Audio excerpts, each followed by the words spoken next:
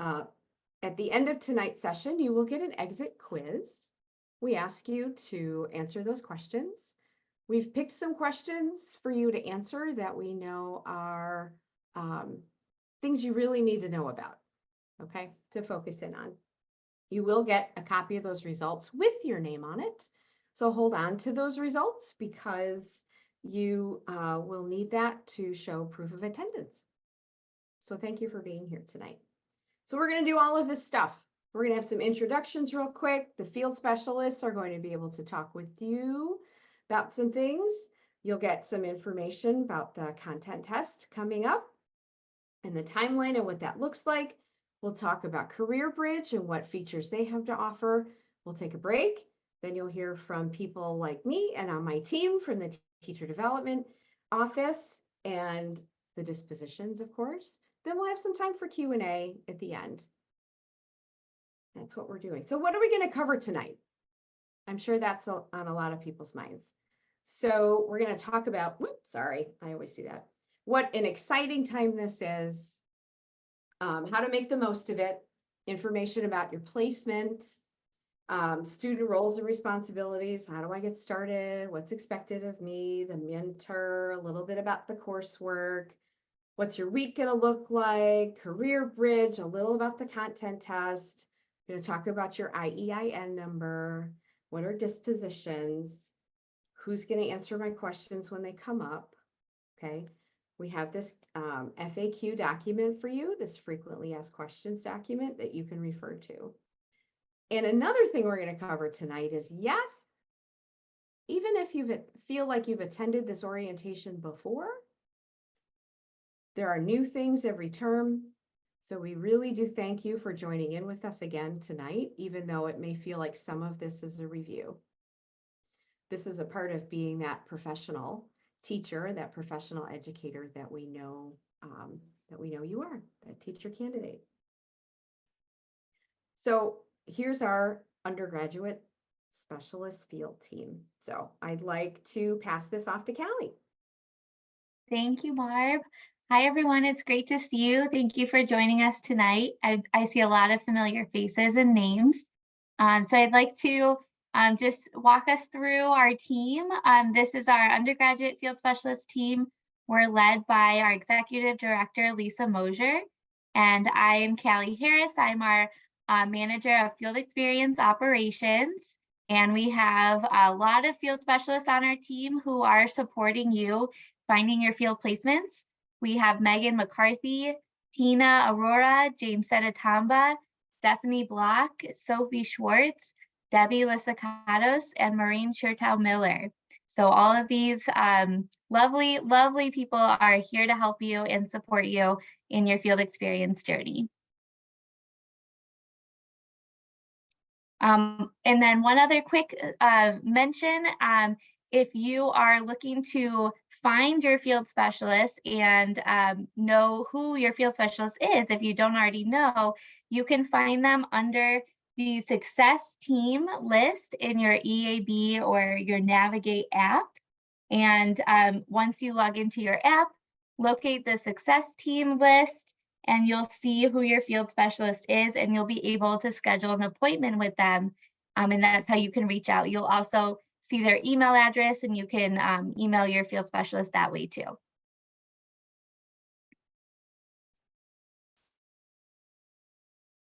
All right, so we'll start off with an overview of what is a field specialist and how we support you and when to reach out. So your field specialist is your liaison between you and the field placement site.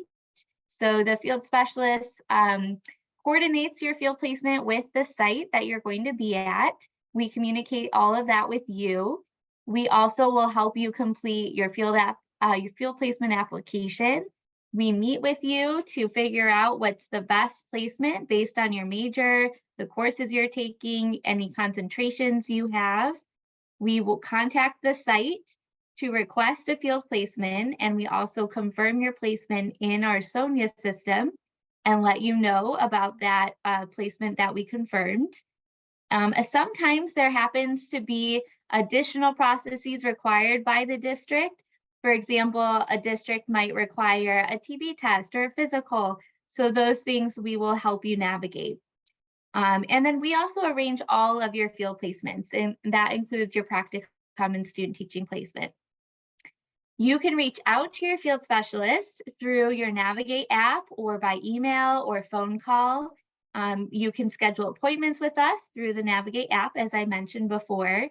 If you have questions or updates, those are really good times to reach out to your field specialist, especially if there are any updates to your situation with your placement preferences or any life updates. If you're changing jobs, things like that would be a really good time to reach out to your field specialist. If you are moving from one city to another city, please let your field specialist know, because that will impact your placement as well.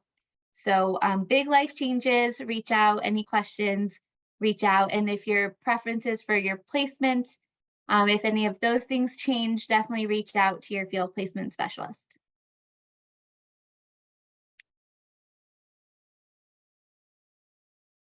Perfect. Thanks, Callie. So here is the other component of the people that are here to help you tonight. So we're from the Office of Teacher Development. So there I am. My name is Barb Grooms. I'm the Senior Teacher Development Coach in our department. And we have other people on our call tonight, like Sean Reddy, our Associate Director, Alejandra Sandoval Martinez, who is a Teacher Development Coach like I am. And then we also have Leslie Delgado, who is here to help you as well in our coordinator role. So all of these people are here to help you and, you know, live the best life you can be as a teacher candidate, as your students. Perfect. Sean, did you want to jump in on this part?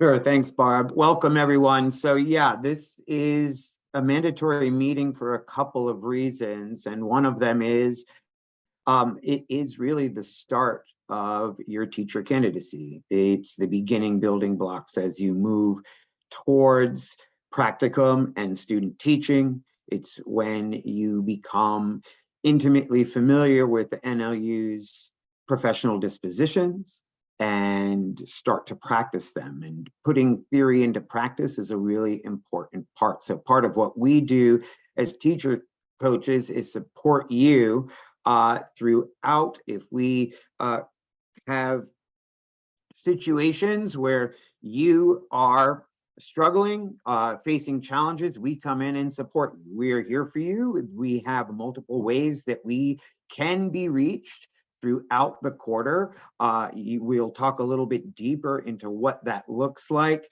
but please note, you'll see there highlighted on this slide, our team email. If you have any questions while you're in your placement, you will reach out to us and we will answer your question within 24 to 48 hours. And additionally, we have times throughout the week for teacher development office hours, which are open to you at any time. If you want to come in, talk about your placement, talk about your relationship with your mentor teacher, and tell us about how things are going, we're here for you during the entire spring quarter. So please reach out to us. We will do our best to support you. Thanks, Barb. Thanks, Sean. Your field experience. Okay. All right. Hey, everyone. My name is James Sedatamba. I am one of your field experience specialists. I'm super excited that you guys came here, took time out of your day to be here and learn about field experience. So this portion of the presentation, I'll be walking you through what field experience really is. So through the education prep program, you will be having some field work incorporated within your program.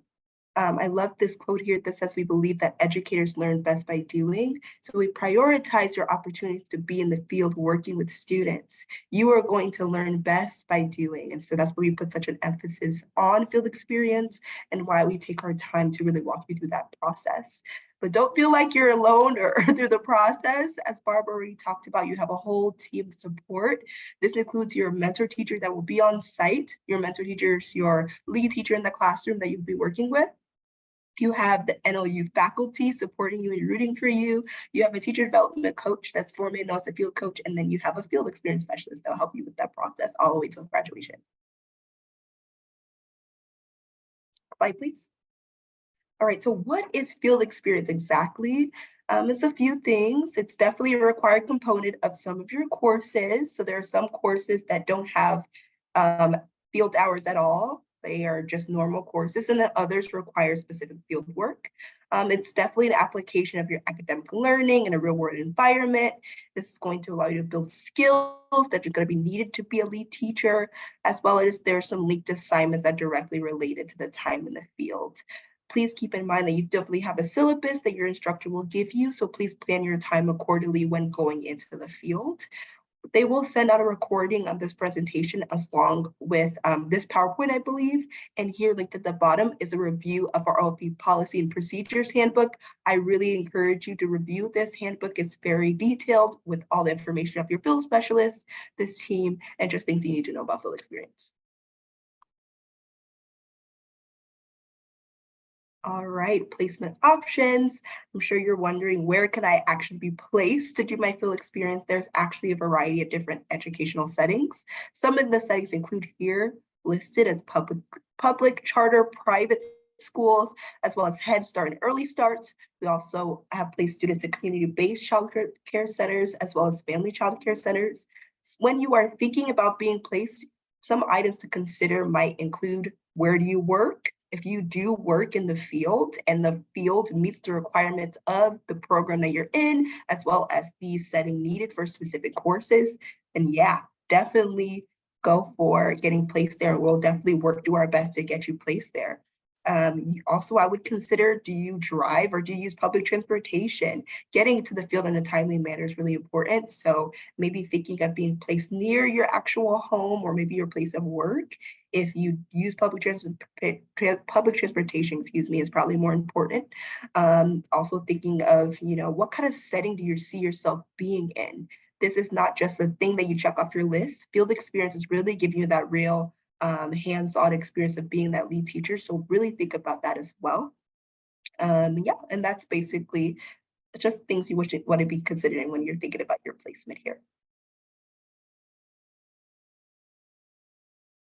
All right, and so these are the specific majors that we have in this program.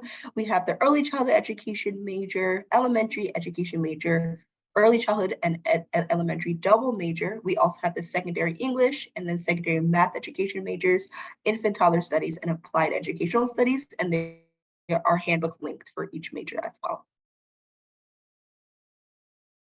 All right, so now during this portion, the few slides, I will be talking about placement options that are for specific majors, as well as the specific courses that are needed for specific placements.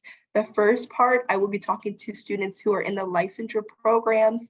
This includes the one that are mentioned here, early childhood, elementary, the double major, as well as secondary and English and math. For my non-licensure students, I'm gonna get to you, so if you don't see your program here, don't worry, I will also break down placement options for you as well. I'm going to start with our placement for licensure. So for my ECE majors, my early childhood education majors, you can be placed anywhere from pre-K to second grade. For my elementary school, you have 1st through 6th.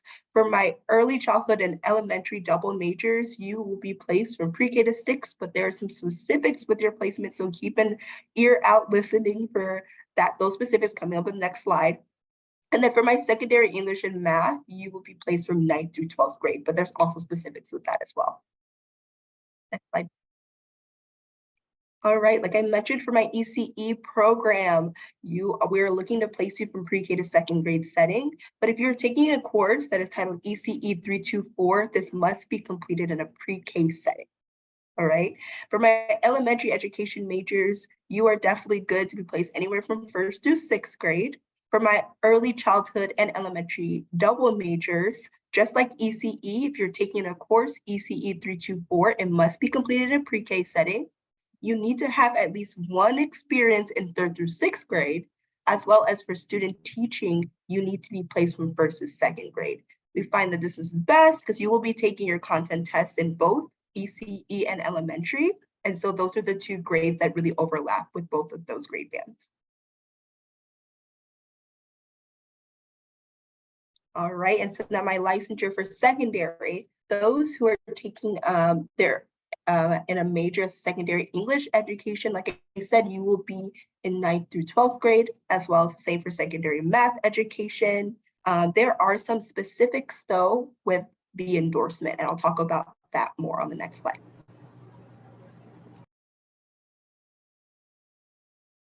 All right, so like I said, for secondary English and for math, field hours will be done in 9th through 12th grade. For secondary English, it will be done in 9th through 12th grade in an English classroom. If you are pursuing, though, a middle school endorsement, field experience can be included 5th, 6th, and 7th, and 8th. It's super important that you let your field experience specialist know, so that way we can place you in the correct setting. And also for a secondary math education program, field hours can be completed once again from 9 to 12, but in math classrooms. And same for if you're doing your middle school endorsement, field experience can include 5th, 6th, and 7th, and 8th grade. If you plan to add a middle school endorsement, one additional content test will be required. And there'll be a section when we talk about content tests, so that could be a portion that you listen up for sure. All right, and before I jump into my non-licensure people, definitely still coming for you, just wanted to give a full picture of what it really looks like to go through the licensure program. So if you are an ECE major, elementary major, double major in ECE and elementary and secondary, this is really the process that you'll be going through. Actually not secondary, but the other three, this is the process that you'll be going through. You will start off doing just regular field hour courses. These include just you going in, observing the setting, really observing and building that relationship with your mentor teacher. And then you will also be completing certain assignments that include interviews, reflection forms, observations, and activities with students such as lessons and read-alouds. For your method courses, you definitely also will be doing something similar to your field hour courses, except for your observation will be for specific subjects. These subjects include math, literacy, science, and social studies. You will also be engaged in planning, conducting, and video recording of small and large group lessons. Then when you get to your practicum in student teaching, this is at your last two terms at NLU.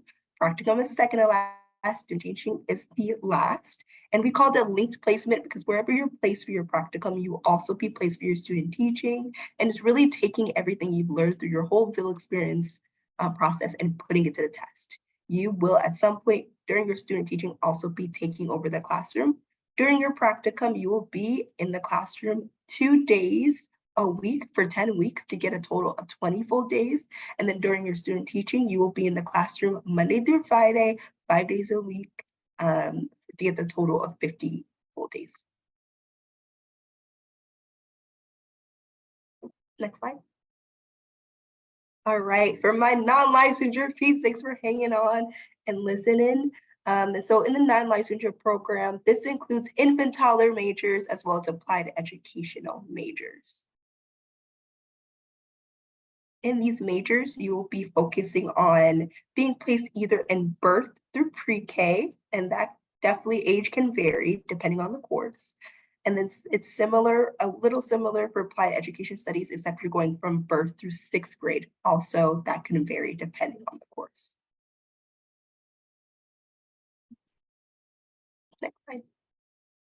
So for my infant toddler candidates who complete their BA in infant toddlers, you're eligible to apply for early child level 5 credential and an infant toddler level 5 credential award by Gateways.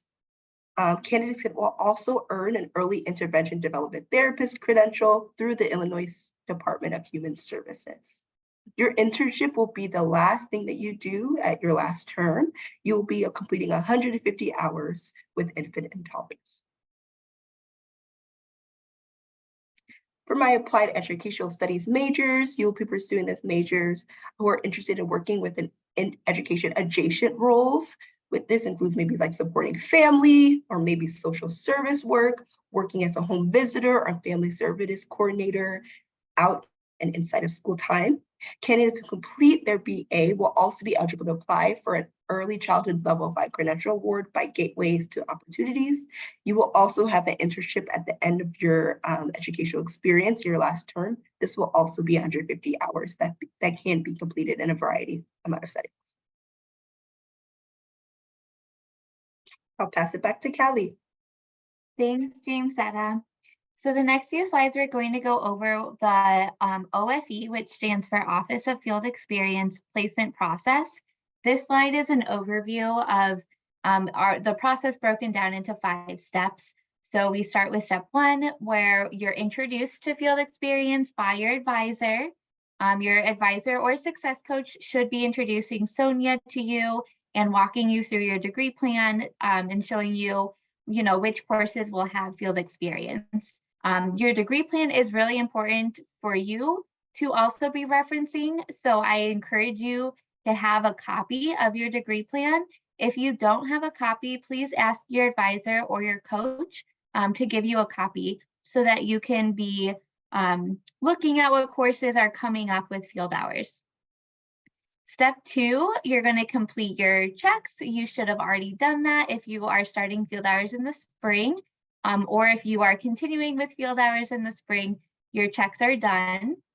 Step 3 is where your field specialist finds a field placement based on your preferences, based on the Sonia form that you fill out, and based on communication. Step 4 is when the field specialist confirms your placement.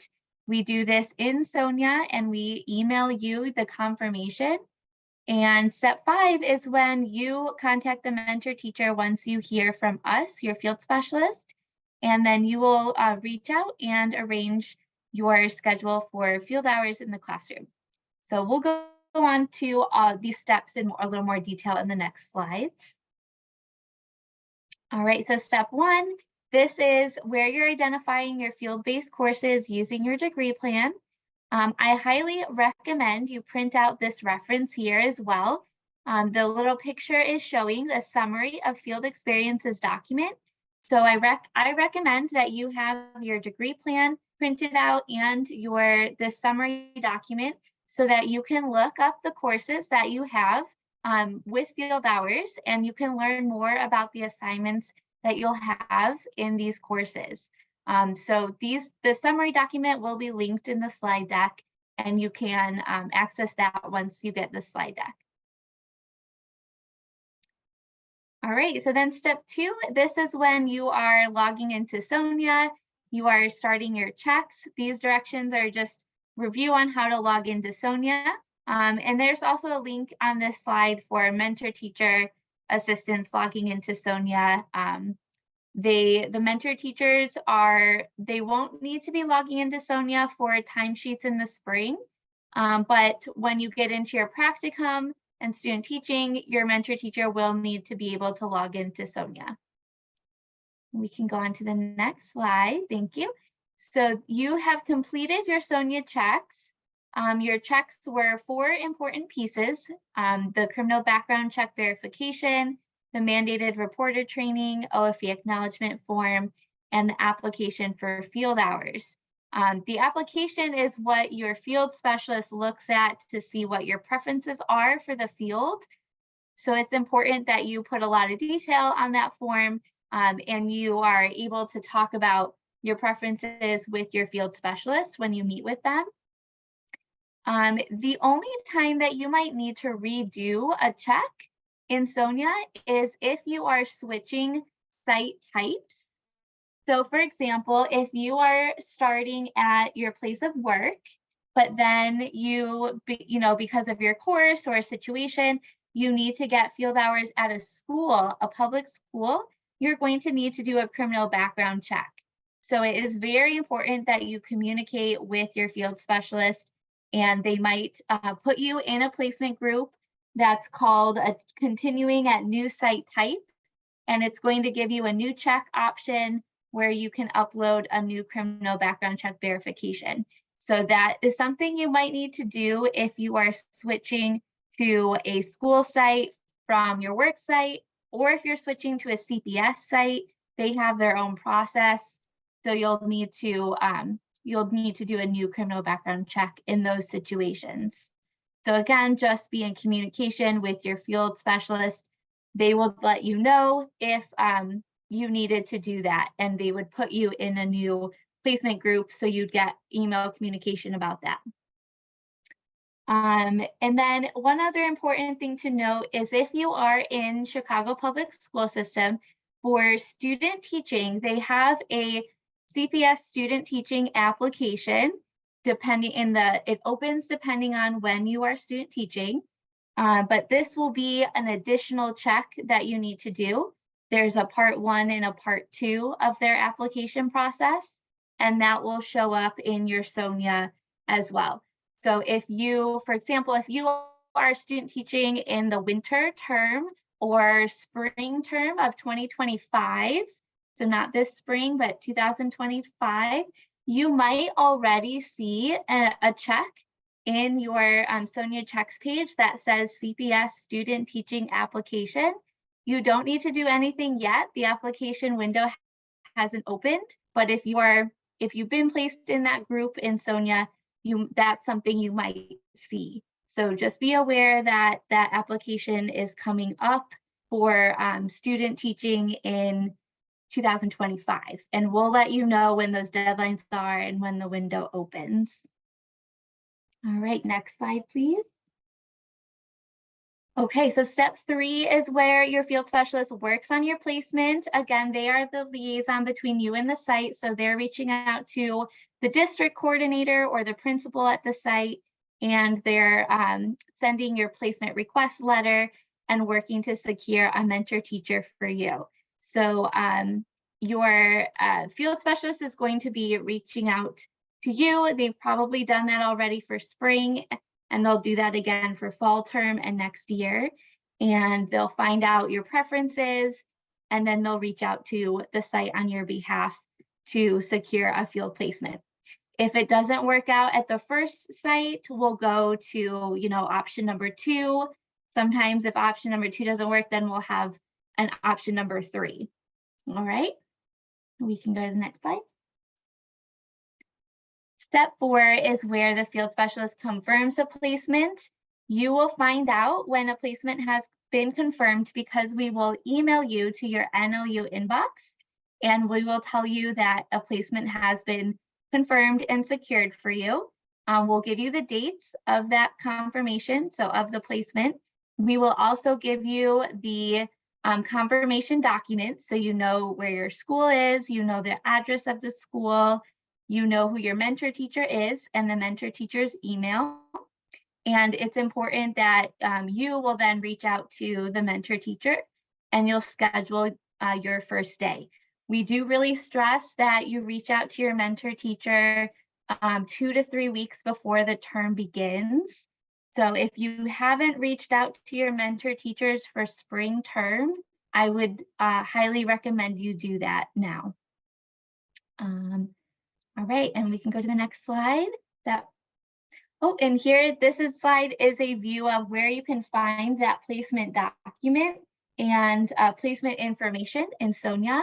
You would go to this placement tab and you would click on it, and then we can go to the next slide. And then to look at your placement document, the confirmation document, that will live in the Documents tab. So in the Placements tab is where you'll find details of the placement. If you want to look at the confirmation document, that will be under the Documents tab. And there is a video walkthrough that's linked in this slide deck that I encourage you to watch when you get the slide deck. All right, next slide. I will pass it off back to Jamesetta. Thank you, Callie. And so when you get your degree plan from your advisor, I'm sure you're going to see a lot of hours that you'll be completing. Well, some good news is, did you know that you can combine some of those field hours? Well, you can for some. Field hours can count towards the course requirements for more than one class, only if the placement for the classroom meets the requirements for both courses. So really keep in mind the grade levels for each course that is required for the placement. the content area of instruction that's occurring, as well as student population, as well as self-credentials. This does not apply to EAL or SPE courses. I know a lot of my students are asked about this. So if you are taking an EAL course or an SPE course, you cannot combine these courses, or you cannot combine them with other courses as well. Students cannot count any EAL or SPE field courses for more than one course. Exceptions may be made for link placement as well as practicum and student teaching.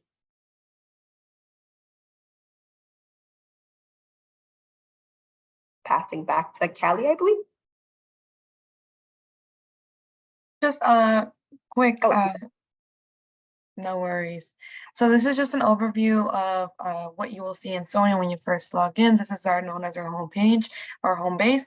We have a couple different resources located on this tab. Please, for field hours and method students, disregard the current resources that are located on how to fill out timesheets. Your process will look very different for those that are in the current or wrapped up the current winter term. It will look very different for the spring term. And we will have a separate workshop / informational session where we will go and review step by step on the process on how to fill out your timesheets, because it will now live and be filled out as a form. It will no longer be filled under your placement groups. So please, everyone, be on the lookout for that. We do have a slide coming up as well. And just as a quick reminder, we do have office hours available to you 3 times a week. We have a session on Monday from 3 to 4, and then we're also here on Thursdays from 12 to 1 and from 5 to 6. Office hours is your place to go when you are in need of any support. You are able to receive real-time support from Callie and I. Any placement-related questions, timesheet-related questions. If your mentor teacher is having trouble approving your timesheets, here would be the place to contact and locate us to be able to receive real-time support. And as mentioned in the past, we will be having 2 upcoming sessions. One of them is April 9th and the other one is April 17th. So please save those dates. Either one, you just need to attend one session where we will walk through the process on what it will look like to fill out your timesheet. Please remember that these timesheets are necessary in order to be able to receive credit in the course. Your professors will be looking out for this. So it's important to know what the process is and to become familiar with it early on. So once again, April 9th and April 17th, just one of those days. Thank you for that, Leslie, because the procedure is changing, right? It's going to look very different than what it is now. So those are good sessions to know about and put on your calendar at this point. Okay. So our next slide is just putting all of the contact information together for our amazing field specialists. So when you get this deck, if you need to find that person or find information like for Callie or for Megan who help a broader audience, you have access to that. But don't forget, you can always find out who your specialist is by logging into EAB or Navigate, and you can locate that on the lower right-hand side. So our next slide is about general questions. Because remember, just like Leslie said, we are offering office hours for you, for mentors, for anyone that needs help. Leslie and Callie can walk you through whatever problems or issues or questions or opportunities that you have. But this moment is for general things. So Sean, Callie, Maureen, Shamsetta, anything popping up? There is one question about the Sonia timesheet walkthrough. The question is, if we cannot make those April sessions, will it be recorded for us to see? So yes, it will be recorded, and we also will be sending out a copy of the slide deck as well. And then there will be a one-page resource as well, just a step-by-step process as well. And Leslie, are those timesheet meetings mandatory? They're strongly encouraged. Strongly encouraged. Okay. / mandatory. We want you to, right. we want you to be ready, you know. We want you to be ready for this. So there aren't any glitches once the term starts. But sometimes that helps everyone's stomach feel a little better knowing about that. Thanks, Leslie. So Leslie, I'm going to pass it over to you again to talk about Career Bridge really quick. If we don't have any other questions, anything else floating around out there?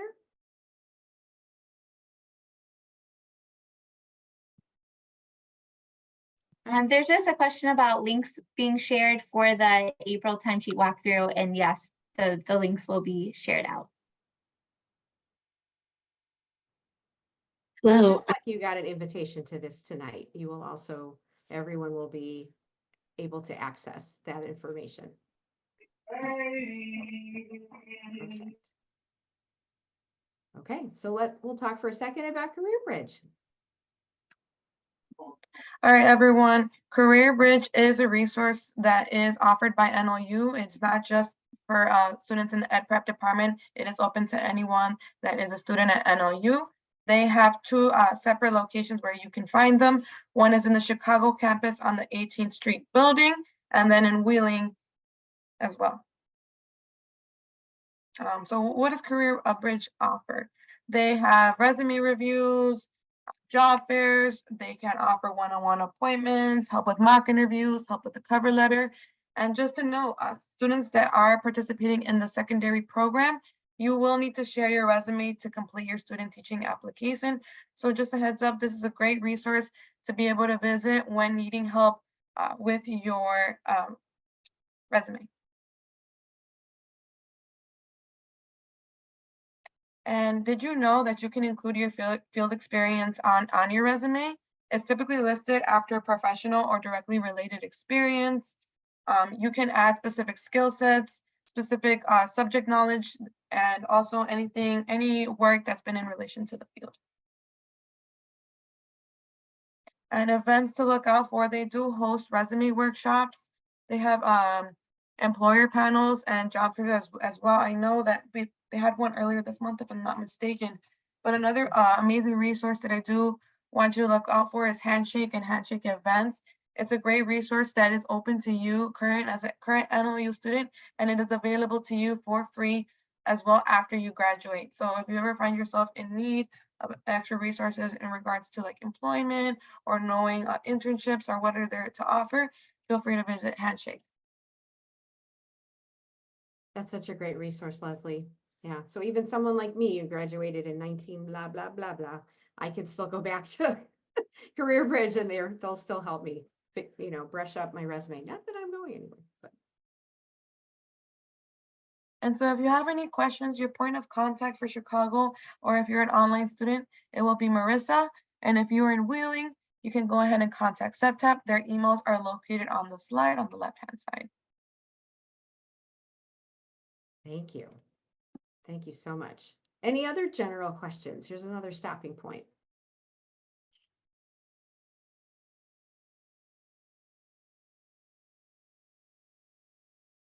Okay. Okay, all right. We must be doing a great job, everybody, if nobody has any questions. Look at that.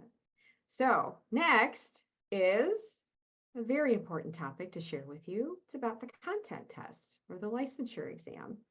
So I'm going to pass over the mic now to Juana Mata and Cara Ruzilla to talk you through this and answer some questions for you. Remember, general questions can go into the Q&A chat box down at the bottom.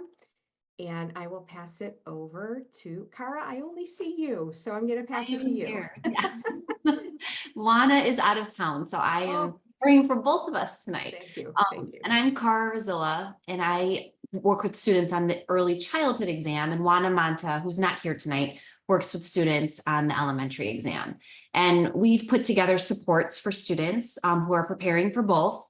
We have asynchronous supports, synchronous supports, supports that you can work on completely independently, and supports that you can work on individually with one-on-one with us. You can switch to the next slide. Okay. And we do not need to play this video because it's so old. We can skip over. Okay. Preparing for a life There we go. And we also have two student workers, Jennifer Brackman and Gabby Vila, who host student-led support study sessions, independent of our study sessions. So they're wonderful. They're students that have taken the exam, passed the exam, with multiple attempts. I mean, they've been through every single piece of support that Juana and I offer. Sorry, there's something in my eye. Just give me 1 second. But they are just wonderful to work with, and they are at all of our workshops that we host on Wednesday evenings at 6 p.m. Next slide. These are our email addresses. Juana, who works with students preparing for the ELE exam, and I'm Cara, working with students who prepare for the EC. So if you want to jot those email addresses down, please do. Services that we provide, like I said, they're asynchronous and synchronous. We have a course, a self-led course that you can take anytime, start to finish anytime. There's no time limit. It's free, and you would log in just like you would log into any of your online courses at NLU. There's 10 modules that help you prepare for either exam.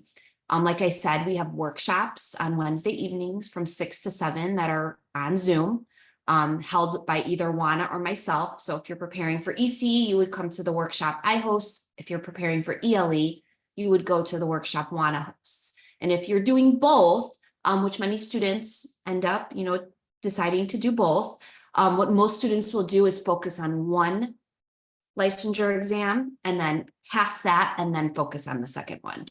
It's really hard to prepare for both at the same time. I have a question. You know what, if you can put it in the chat, that would be wonderful. Thank Okay. you. One-on-one help. We also offer individual help and 30-minute sessions during the week. These are for students that have taken the exam and have not passed. And I know that sounds super alarming to think, oh, I'm going to prepare for this exam and possibly not pass. And it's a very, very typical situation for students not to pass on the first try. So do not feel alarmed or sad. And I think that's such a perfect word to explain it. Many students come out of it feeling sad and frustrated if you don't pass. And it's normal. There's such great support, I think, within the university and within our students. I mean, we have those two student workers that really, really help with the motivational part of this preparation, but also just understanding that we're all in this together. All of the students are. And as faculty and staff, we're here to support you. Next slide. The content test, I know we talked so much about it. Just in case you don't know, it is your licensure exam. Just like a lawyer needs to take the bar exam, or a doctor needs to take, their exams, or a plumber needs to take an exam. Everyone that has a license to do something needs to take an exam. And as a teacher, we have to. And we also need to pass. The state mandates that we take the exam and we pass in order to receive our professional educator license, which is also referred to as PEL. So most employments require it. Most public schools require it. And if you are a licensure seeking degree, you must pass this test before you begin your student teaching. And this is according to Illinois state law, that this test must be passed before you start your student teaching. If you don't know your deadline or have questions about your deadline, your advisor is the perfect person to ask. Just shoot them an email and say, you know what, I was at the orientation last night. I need to know when my deadline is to take the content exam. And once you get that, then you can email Juana or I, and we can help you from there. But we don't know your deadline. So please don't email us and ask, because we're going to direct you right back to your advisor. So if you have any questions about that, please contact your advisor. How do you take the content exam? You must register to take it, and it's through a website called ILTS. And if you come to our workshops or contact Juana and I, we can help you navigate that. And you take it online at a site. You don't take it online at home, unfortunately. You would have to go to a testing center to take it. But you do get to select a date and time and location that you want to take the exam. And there are so many locations that you can select, within a radius of your home or your work. You can take the content exam anytime. It is offered on Saturday mornings as well as Monday through Friday. And the cost is $122 each time you take the exam. The most wonderful thing that the university now has provided that is if you complete our course, which is that Discover course that you'll hear so much about, if you complete 100% of that course, we pay for the cost of your exam, meaning you get a voucher that will cover that $122. But you do get this voucher once. So plan accordingly. And just remember that if you finish that course with 100%, not accuracy, but with 100% completion, you get a voucher to cover that cost. Next slide. And this we can skip over because that was kind of stuff that we covered. What kinds of questions can you expect? Like I said, the ELE and ECE is different in many ways and alike in many ways. The elementary exam, which we call the ELE exam, has 6 sub-areas that consist of language and literacy, mathematics, science, social science, fine arts, physical health and development. And you're going to find math problems in this exam. You're going to find history questions. So these are things you're going to have to kind of think back to your first 2 years, of college and maybe even some high school material. The ECE exam, the early childhood exam, is a little bit different, where you're going to see more scenario-based questions, like giving a scenario of a teacher teaching phonological awareness and you having to pick the best answer choice. Both tests are multiple choice questions where you're going to have a question with 4 answer choices. But just keep in mind the ELE is going to be more geared towards content and the ECE is going to be more geared towards scenario. Next slide. And as a reminder, when we provide supports, the intent of these supports is to create a foundation for you. So we don't have the test questions, unfortunately. We don't give you the questions to study. What we do provide is scaffolded supports for you to work independently. So if you come to the workshops on Wednesday nights, or you engage in the supports in the Discover course, or even if you work with I one-on-one, what we're doing is giving you tools so you can go back and study on your own. And that's really the most effective way to prepare for this exam. We are not going to, like I said, give you the questions, but we are going to give you practice questions where you're going to feel super confident, super good going into that exam and knowing, okay, I have this strategy. I know how to tackle this question. Next slide.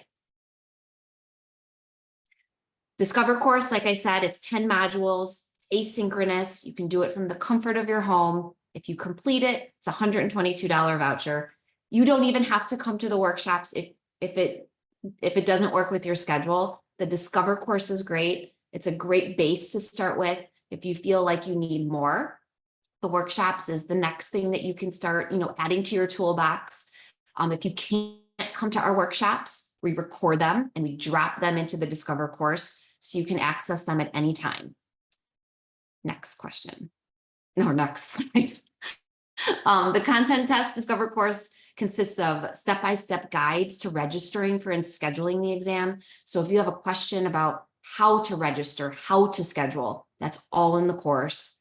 Test taking strategies for handling test anxiety. Believe it or not, so many students study for this test and still go into that exam with anxiety. And so we have strategies to help with that. Tips for the day of the test, what to do, what to eat, how to prepare, video explanations of questions and their correct answers, and then a guide to creating your own study plan. Next slide. We have directions on how to access the Discover course. So if you email Juana or I, we can shoot that over to you. It's also in the slide deck that you will be getting. Next slide. And this I am not going to go through in detail, but this really is just a timeline of how to prepare for this exam, which you will receive when you get this slide deck. It is beautifully done, but you have to read between the lines in this, and you have to really, really look at your specific deadline. Knowing what your deadline is, then you backtrack. So if your deadline is December 15th, then you know when you need to start 6 months before, you need to start preparing 6 months before. If your deadline is even closer than that, you kind of have to modify your study. But really take a look at this when you do get this slide deck and look at, you know, the dates and what you need to do at what point in time in your journey.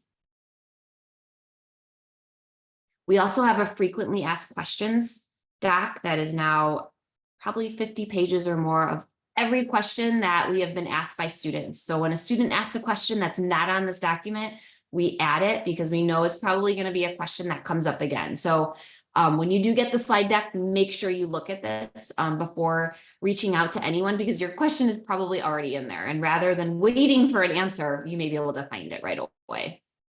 Next slide. Where do I start? This is something I typically send students when you email me or Juana. This kind of gives you an outline of where to begin. So if you email me, just say, you know what, I saw you at the orientation, where do I begin? And I will give you this little document that really gives you a good starting place. Next slide. Perfect. Thank you, Cara. Yeah, thank you. Yeah, so we're seeing some Q&A bubbles kind of pop up in the bottom there. I wonder how many of them are general content test questions that Cara will be able to answer with fidelity, you know, when she's I will. presenting with us. Sean, is there anything else, or Callie, Maureen, kind of floating around in there that we can do in a general way? Or Cara can answer right now? Yeah, I'm just kind of looking through them. Concentration, like special ed, I think that's a great question. There are content tests for concentrations. We do have support for special ed. What I do advise you to do is make sure you pass your ECE or ELE exam before focusing on the special ed. Okay. How do you get to the Discover course? Like I said, this will be in the slide deck. You can also email me and I can send you directions. If you previously registered for the content exam, you can always register again. You can take the exam as many times as you need to. There is no limit. Deadline questions, make sure you email your advisor. But I'll go through these, Barb, and I can answer them individually, but those seem to be the general ones that came up. Sure. Cara, can you speak to that 2-week window a little bit? You know, like if the student doesn't happen to pass. Oh, yes. I'm sorry. I should. that Yes, that's a great point. re-registration part. Yeah. So there is a 2-week window between attempts, meaning if you take the exam, let's say June 1st, you cannot take the exam again until June 14th. So there is a window of time where Pearson or ILTS doesn't allow you to do that. So also with that, it takes 2 to 3 weeks to get your results. And you'll know when you leave the testing center if you've passed or not, but you won't know your score. Passing score is a 240, and then there's different sub areas. So you won't know which sub areas you may have scored higher or lower in. So I always advise students that even if you have that 2-week window, really try to wait until you get that score report back so you know what to focus on if time allows. Great, thank you. I know that's another one that pops up a bunch. Okay. Any other questions out there in the Q&A bubble? Okay, I'm seeing Maureen saying no. All right, so that brings us to let's take a break. So we are going to take a short break so we can keep this moving along. We're going to do, I say a 7-minute break. So we're going to be back here at 7:07 to keep going with, 7:08, 7:07, 7:08. So we can keep going with information from the teacher development team in my office. Okay, so some of us will be floating around here to still keep answering those general questions of yours within that pop up at the bottom. Otherwise, we'll see you back here at 7:08. Okay, going 7:08 on the money, on the button. Look at that. Okay, so here's our teams. You've heard from the Office of Field Experience recently about Career Bridge, about the content test team and all that expertise. And now members of us from the Office of Teacher Development are also here to be able to talk with you. So I'll introduce my my colleagues.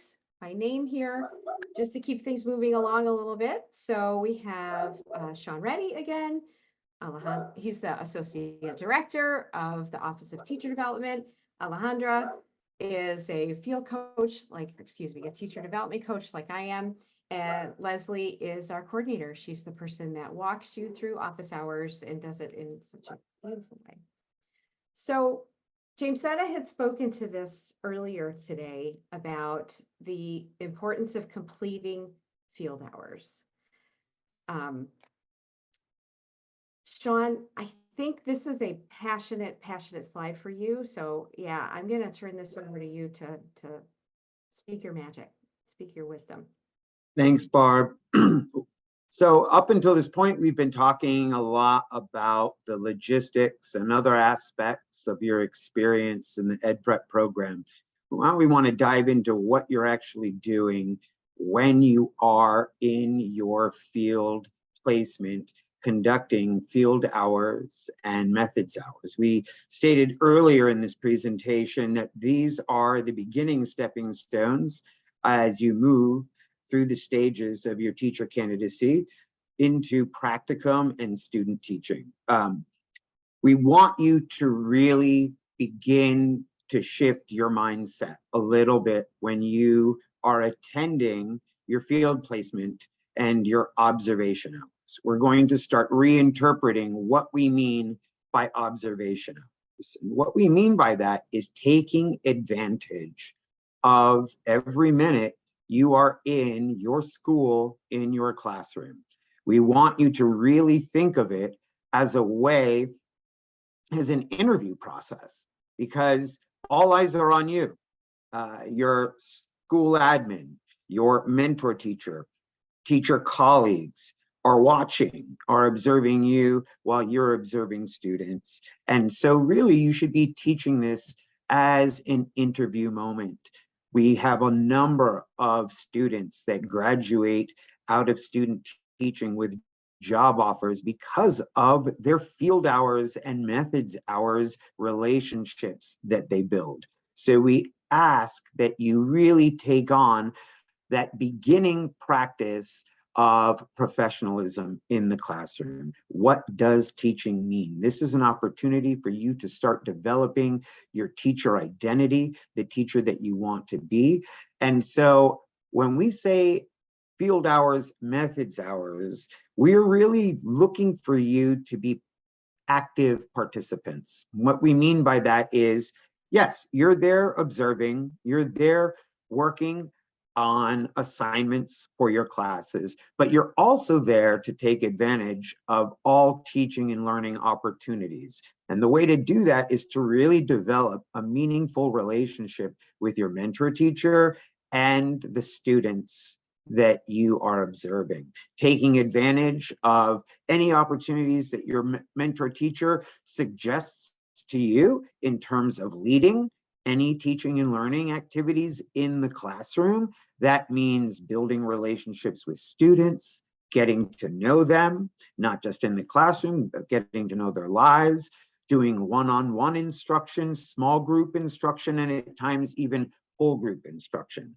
The only way that that is possible is if you are an active participant. Field hours is not sitting in the back with your headphones on. It's not on your phone. It's not even on your laptop, if you can manage that. It's being engaged. It's moving around the room. It's meeting students. It's really taking an active participation role in your classroom. And that's what we want to talk about here. So I'm going to be going through this with Barb and talking a little bit more in depth of what the roles, requirements, and expectations are of you as field hours and methods hours students, because it's really important to remember that you are not just representing you, you are NLU ambassadors in your classrooms. So you represent all of us. Right, Sean, thank you for that. I'll also chime in and say, you know, this opportunities certainly help you to be a better teacher. And why are we here to be a better teacher? It's about the children and the young people you'll be teaching. So most people want to become teachers because they want to help the next generation of students, of learners, So if you can help yourself to be a better teacher, think about the impact that that has on your future students. So we encourage you, we expect you to take this seriously because that's why we're here. We're here for children and to help them be the best learners they can be. And that means that you need to be the best teacher you could be. So about your mentor. So your mentor is a professional in the classroom that you will be observing. You will, in an active way, you'll be co-teaching with them, as we like to say. Your mentor wants you to succeed. Your mentor is rooting for you to succeed, and they want to join in with you in this sense. So they understand where you've been because they've been there themselves. Please understand also that they are very, very busy people. They are definite multitaskers. And keep in mind that they volunteered to mentor you as well. They don't get paid a stipend from NLU. We offer them PD hours, but they don't get paid. So they are volunteering to do this for the benefit of our students, of children. Sean, you always like to talk about the welcome guest piece here. So I'm going to hand that part over to you. Yeah, sorry, Barb, I'm just answering some questions. But in terms of the welcome guest, we really want you to recognize, as Barb just said, the mentor teachers are really the glue in so many ways of our field experience program, because much of the work that they're doing and inviting you into the classroom is also because they're showing their appreciation for the teaching profession. They take it seriously. It's why we work with them. It's why you work with them. And so we really want to just make sure that when we're coming into the classrooms, that we are really treating the classrooms with a level of respect, because those students are looking at you as teachers too, the second you walk into that classroom.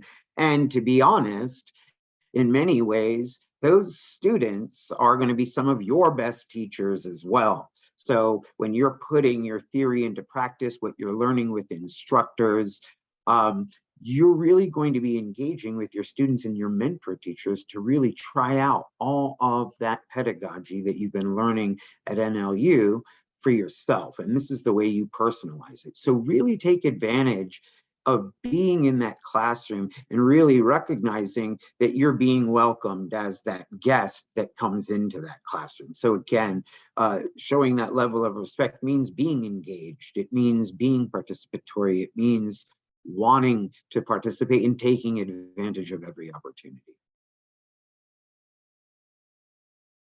And can I just start here too, Barb? Just Sure, of course. I think what's really interesting too that we've been doing, just as you have a orientation here that you're attending for your roles and responsibilities, we also conduct an orientation for our mentor teachers, and we're conducting an orientation for your instructors in your classes, so that we're all on the same page of what roles, responsibilities, and expectations are. So your mentor teacher does expect you to come in. They are informed that they want you to ask questions. They want to build a relationship with you personally and professionally. They want to help you advance. They want to help you take risks. They want to help you learn. This is an opportunity to explore and experiment with your teacher identity. So don't be afraid to ask, to participate. Take advantage of all offerings. Every teacher fails every day, but the great teachers learn from those failures and build. And that's the expectation that we have for you, is to just be open-minded, be asset-based, know that not everything's going to go perfect every time, but always keep trying. And that's really what we want you to do. We want you to start practicing and building those professional dispositions now, that so that you see great success with your practicum and your student teaching in the year to come. Yeah, thank you.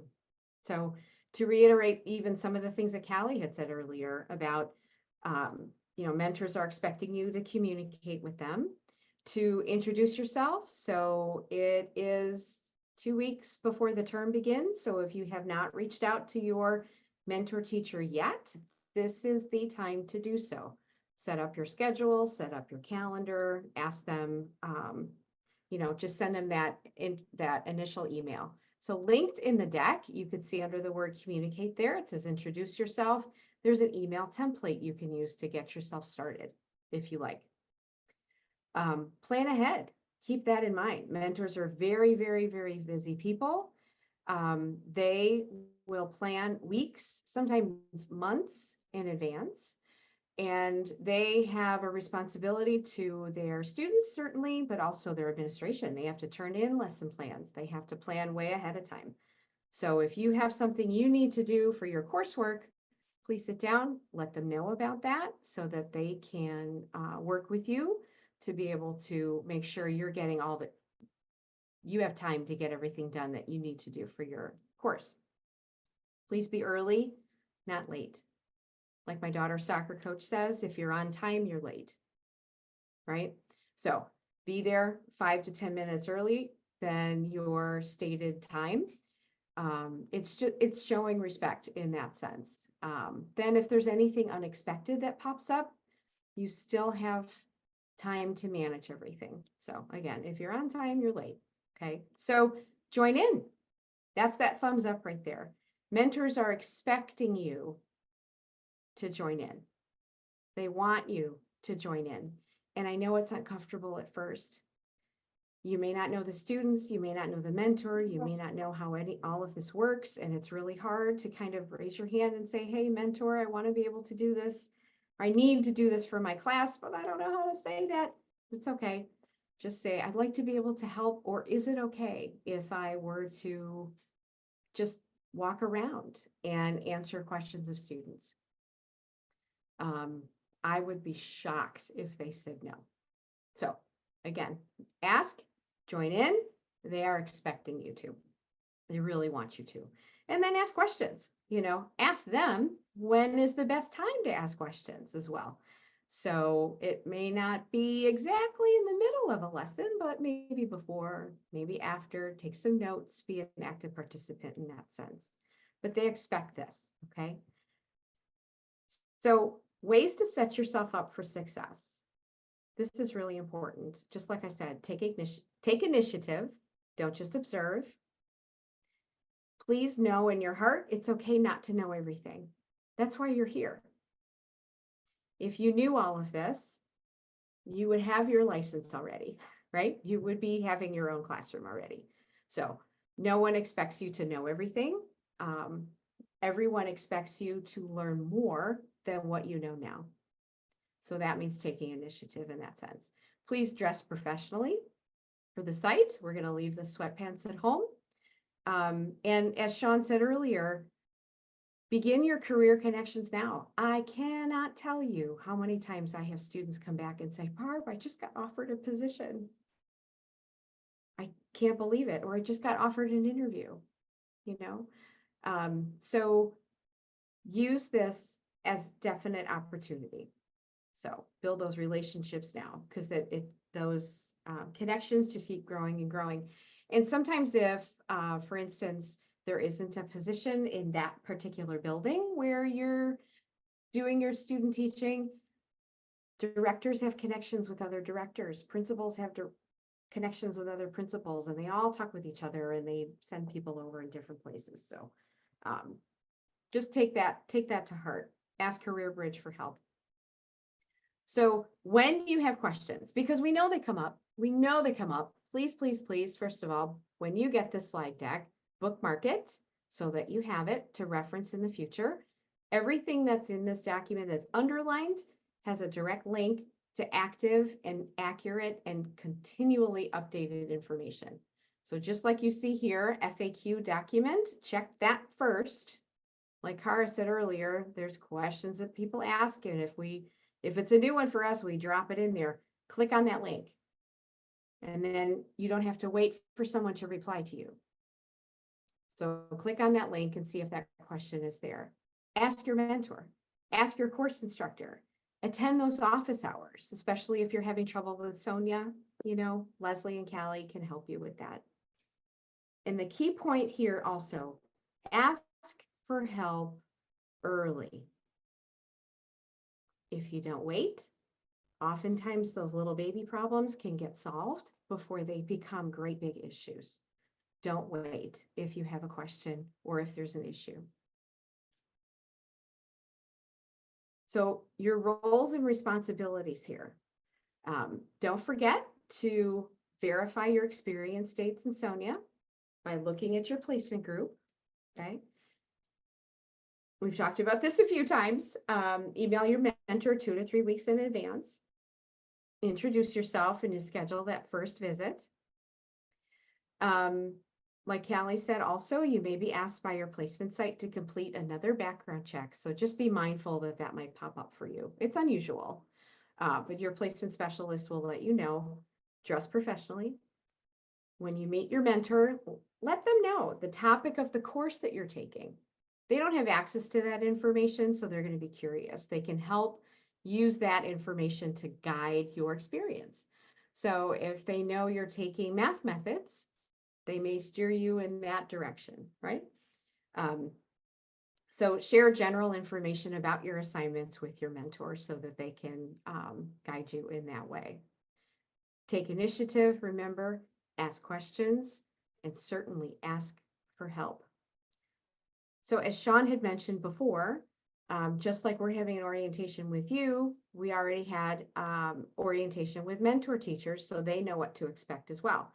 In your free time, you can take a look at this and see that they also have the same information that you do and what their expectations are from NLU and what they need to be able to help you with. Perfect. And they have our email address, just like you do, at the bottom of the screen there, ugteacherdevelopment@nl.edu. So that's our department email, so you can reach out and there's lots of people there that will answer your question. Speaking of questions, are there any general questions out there floating around?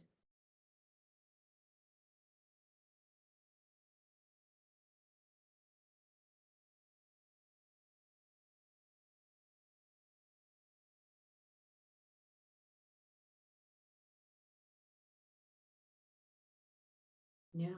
Okay. Callie, it almost looked like you were going to say something, but okay. All right. So moving on. I think it's being answered by one of our specialists. Oh, perfect. Perfect. Thank you. Thank you, everybody, for chiming in. I'm so glad there's so many people here to help. Just like there always is. So this is a topic that's near and dear to all of our hearts because it has such an impact on what happens in the classroom and in your personal life and who you are as a person. So understanding what a disposition is key to be able to implement that and to live that type of life where these dispositions come forward for you. So professional dispositions are the attitudes, the values, and beliefs demonstrated through both verbal and nonverbal behaviors as educators like you and me interact with students, families, colleagues, and communities. They support positive student learning and development. So at the end of practicum in student teaching, you and your coach and your mentor will fill out different types of assessment tools. And one of them is that disposition rubric that's linked at the bottom of the screen here. So again, when you get this link, when you get the deck, you can take a look at it and just know what the expectations are when it comes to enacting these dispositions, both in your life and in the classroom. So I'm going to pass this to Sean because this is his favorite spot here. So really quickly, just to emphasize the importance of the professional dispositions, these are dispositions that are research-based, that have been identified by educators of all kinds in the classroom, in the K-12 setting, by our NLU faculty as well. And so when we talk about our NLU professional dispositions, these are not hard, fast definitions carved in stone. These are languages that we are creating around these 9 dispositions that we really want you to be reflecting on at the start of your field experience with your field hours and methods hours, because you will, as Barb stated, be reflecting on them as you move into practicum and assess yourself in these dispositions along with your mentor teacher and field coach. So what does it mean to be invited as a guest in someone else's classroom? How does that impact in positive ways your demeanor in terms of participating, being an active member of that community of learners in your classroom? What are your roles, responsibilities, and expectations for yourself, but also for your classroom in school, and also from NLU in terms of, like we said, you represent more than just yourself when you're in the classroom. And what does it mean to conduct yourself professionally? And this is not a right or wrong answer. This is an ongoing contemplation, ongoing self-reflection, something that you're continually growing and strengthening like a muscle, skill set that you acquire through practice. And so, like we say, the more you practice in the classroom, the greater sense of the type of teacher professional you want to be. We know that we come with a wide range of experience. We have some student teachers and some teacher candidates conducting field hours who have 20 years of professional teaching under their belt as SICAs and paraprofessionals and teaching aides. But then we also have students who are new to the classroom for the very first time. You all have learning to do in the classroom and teaching as well. So just really take charge of that, because as we see here, you are and should be your greatest teacher when it comes to developing your teacher identity. So really, it's about that mindset that you go in. If you go into this just worried about knocking off these hour requirements and getting them approved by your mentor teacher, it will come back to haunt you in practicum and student teaching, because everything is about building that mindset and really engaging in the classroom. This is where you are learning to be the teacher that you want to be. So really quickly, just so we take a look from a chronological standpoint with our field hours and building up to methods hours, then moving into practicum, which, as James Setta stated earlier in the presentation, is 20 full days throughout the quarter, to student teaching, which is an entire quarter, 50 full days of student teaching. You are building up those skill sets. You are building up that capacity to really gain that teaching experience. That student teaching piece culminates in a 4-week takeover. So by the end of week 4, you will then be the lead teacher in your classroom for 4 weeks with your lesson plans, your instruction. So we need to be building up those skills to get to that point in your teacher candidacy.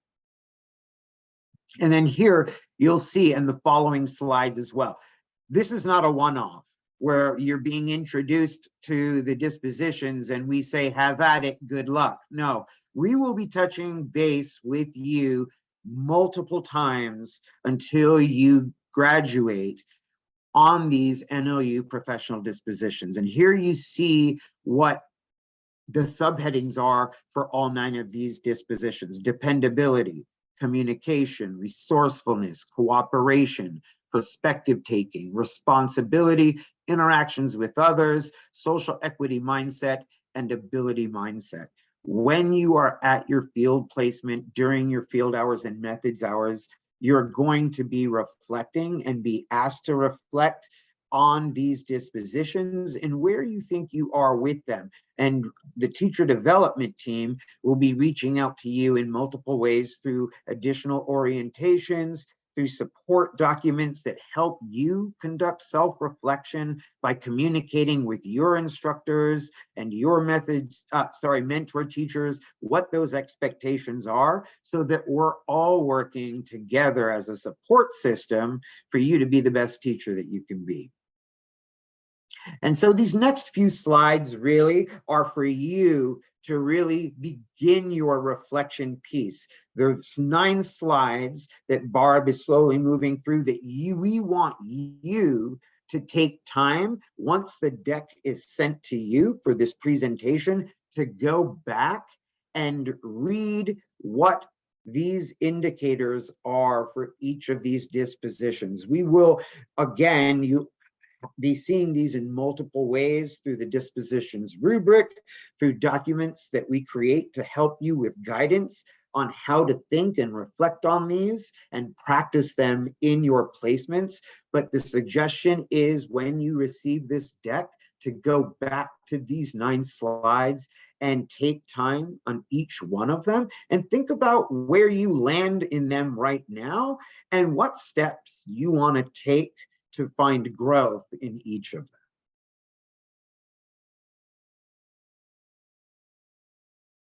Thanks for that, Sean.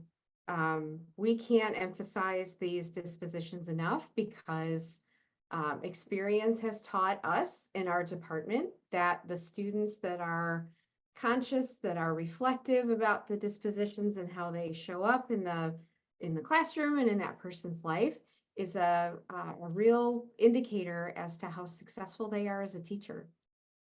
That's why we really emphasize these so much. So thank you for that, Sean. I always enjoy listening to you speak about those. So, and here we come to the favorite part of any presentation, and in conclusion, right? So here's for our teacher development coaches. You can also find the information to contact Mindy Fiala-Levin, our programmatic and operations department. So any questions about licensure, direct licensure with ISB, can go to Mindy. We also have put together again the information for your field specialists and how to contact them, how to contact Kara, who you heard from earlier tonight, as well as Juana, the Career Bridge information, as well as where to find your academic advisors and your success coaches. So when you get this deck, that all that information is there nicely tucked in at the end. One last component before we get to the exit slip that I know everyone is really waiting for. This is information about creating your ELLIS account. Some people may refer to it as their ISB account, where all licensed teachers are required by the state of Illinois to have an ELLIS account. They are managed by ISB. They're not managed by NLU. All teachers in Illinois need to have this. It's not university specific. Not everyone here tonight needs to create an ELLIS account. If you are a non-licensure major like ITS or AES, you are not taking the content test, let's say, and you're not getting your licensure, you don't need to worry about this part of it. But included in this deck are printed directions and video directions showing you how to create an account if you need to, as well as how to be able to access this information. Please keep in mind, here are some tips to know about all of these things. So when you create your ELLIS account, your IEIN, or your Illinois Educator Identification Number, is automatically created for you. The IEIN is different than your license number. So you can think of it as your IEIN is for you, the person. The license number is for what you've earned, like the courses you've taken and the tests you've passed. Okay, so they're 2 different things. Your IEIN will never change. It's for you for the length of your career and even beyond. You only sign up for your ELLIS account one time. That's all you need to do. So if you've already created your ELLIS account because you have a substitute teaching license or your paraprofessional license, don't create another one. It all goes into the same place. Okay. If you need help with your username, with your password, please contact ISB directly. This is not because NLU does not manage your Ellis account. We don't have access to help you with passwords and usernames and those kinds of things. They are very, very helpful. Give them a call. They will walk you through all sorts of things, and they can do it very quickly. That information is there on the slide as well. So if you don't have your IEIN at the ready, it's not nearby, that's okay. We do ask you to add that information into the exit slip tonight. If you don't have it, not to worry, you can turn in the exit slip tomorrow. Just don't forget about it, okay? And then you will be able to answer the exit ticket. I'm going to get to in just a second. Okay, so I've enabled the chat. Hooray, I remembered how to do that. And Leslie will be dropping the link to the exit ticket in the chat. If there by chance is some technical difficulties and you can't get to the chat and you're on the call tonight, please don't worry, not to worry.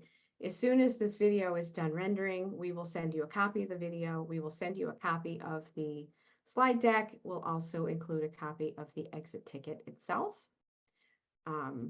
So we definitely want to thank you for coming tonight. Leslie, you dropped that exit ticket in the chat. Thank you so much. That's in there. I can see it. And Sean, is there any last minute general questions we have, or did we get them all?